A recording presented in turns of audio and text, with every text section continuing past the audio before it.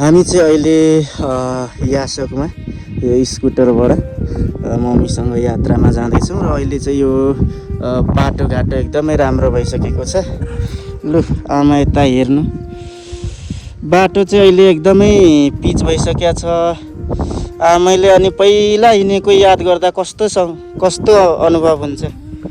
राम्रो छ। अहिले कति दुःखमा नराम्रो बाटो थियो, त्यस्तो दुःखले हिँड्दै थियो। अहिले त धेरै सुरु भएछ, धेरै खुसी छ।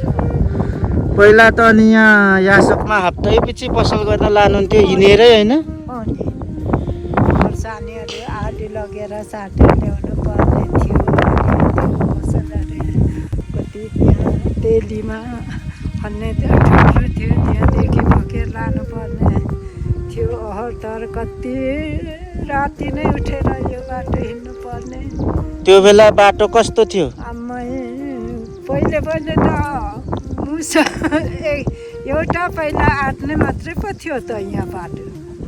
यसरी केहरू समाउँदै राति त हिँड्नु पर्ने। यो ठाउँमा यस्तो बाटो बन्छ भनेर सोच्नु भएको थिएन होला? 10 मनमा 1 मन थियो। कोही त भन्नुहुन्थ्यो पछि यो बाटो यस्तो बनाउँछ, यस्तो हुन्छ भन्ने त भन्दै थियो, तर पाउँछ भन्ने त सोचेको थियो। कसैले यस्तो बनाउँछ होला भन्दै थियो, तर हुँदो रहेछ। हामी चाहिँ अहिले मम्मीसँग यासोकमा जाँदैछौँ। उहाँ चाहिँ पहिला मम्मीले चाहिँ यो बाटो 7 गते र 21 गते त्यो बेला यासोकमा हटिया लाग्थ्यो। प्रत्येक हाटमा चाहिँ किराना पसल बोकेर लानुहुन्थ्यो अनि आउनुहुन्थ्यो। हाम्रो घरबाट चाहिँ यासोक पुग्न कति 3 घन्टाभन्दा बढी लाग्छ, होइन? झन्डै 4 घन्टा लाग्छ।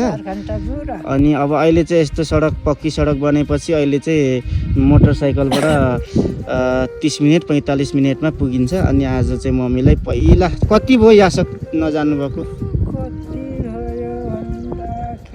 15 वर्ष, लगभग 15 वर्ष पछाडि यासोक बजारमा यो स्कुटरबाट लाँदैछु। अब हामी यासोक बजार पुगेपछि त्यहाँबाट पनि हामी भिडियो देखाउनेछौँ। अहिले चाहिँ हामी छुट्टिन्छौँ।